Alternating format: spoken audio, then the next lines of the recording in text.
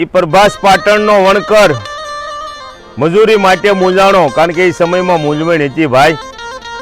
એટલે એને એવો વિચાર આવ્યો, એટલે પરિવારને એ કહેવા લાગ્યો કે હું આમ ખેડ માધવપુર જઈ અને નેજા વણવાનું કામ કરું અને 2-4 મહિના ત્યાં કામ ધંધો અને કાંઈક લેવેશનું કરી અને પાછો આવતો રહીશ, એવું એ વણકર કહેશે પ્રભાસ પાટણમાં.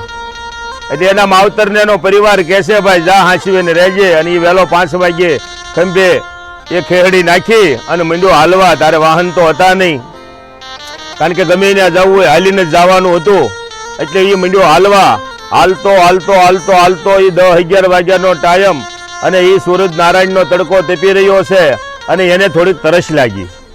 એટલે એક ગામડું ગામ આવ્યું, ત્યાં કૂવાને કાંઠે 4-5 બાયું પાણી ભરચ્યું છું.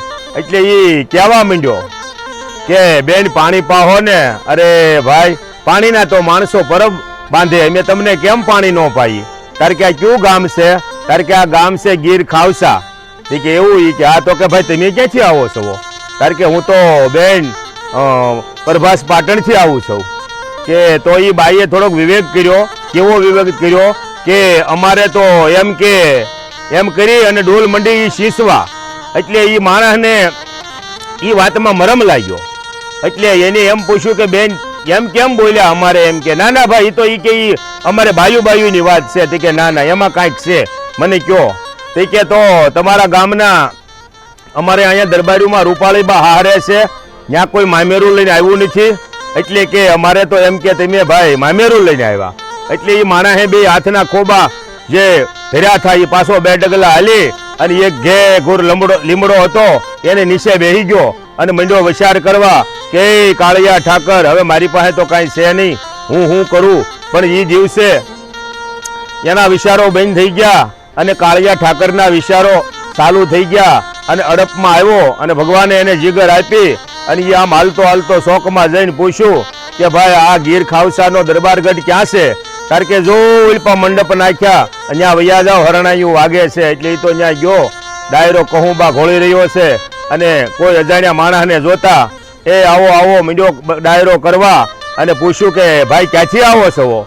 કારણ કે ભાઈ હું તો પ્રભાસ પાટણથી આવું છું.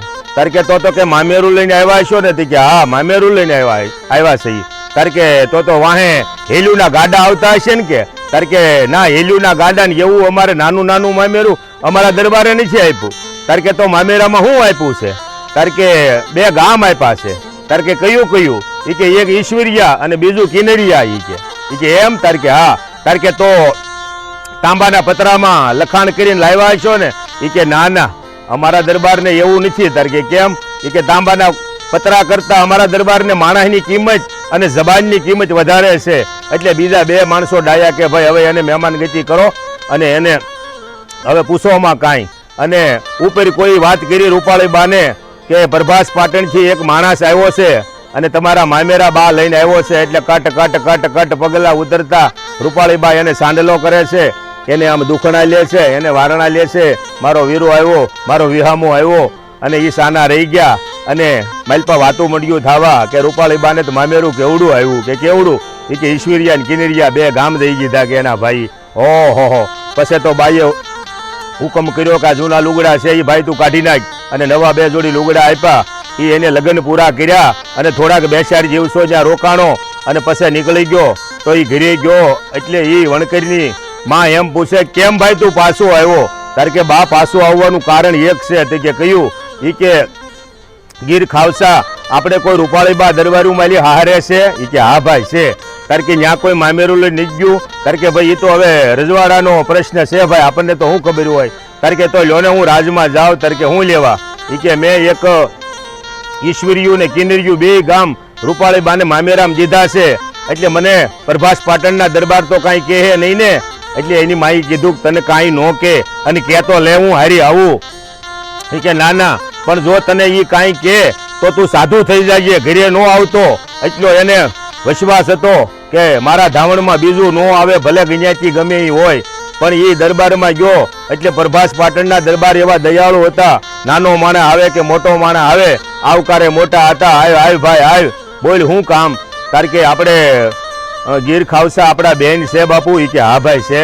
તારે કે ત્યાં લગ્ન છે, તારે કે હા છે, તો કે તો કોઈ મામેરું લઈને નથી ગયા આપણે, કે ના ના આપણે થોડોક અનબનાવ બન્યો હતો એટલે કાંઈ એની કંકોત્રી આપણે આવી નથી એટલે આપણે કાંઈ ગયા નથી. પણ તો કે બાપુ હું તો કે આમ થોડી ઘણી ટૂંકમાં વાત કરી કે માધવપુર ગેટ જતો હતો નેજા વણવાનું કામ કરવા અને હું ત્યાં પાણી પીવા ખોટી ગયો ને એક બાઈ આવું મને કીધું એટલે હું બેનને ઈશ્વર્યું ને કિનર્યું બે ગામ એને મામેરામાં દઈને આવ્યો સૌ બાપુ કે વાંધો નહીં ને. અરે ભલા માણા એનો વાહો ઠપકાર્યો, તે 2 ગામ જો બેનને દીધા હોય તો હું આજ 5 ગામ તને દઉં અને તું એનો દાયજો ઉઘરાવજે. કાળા કહુંબા ઘૂંટાણા અને ઈ વણકરને કાળા કહુંબા પાયા, ભલે ઉજ્યા ભાણ અને ત્યાં તો લહેર્યું છું. જય માતાજી.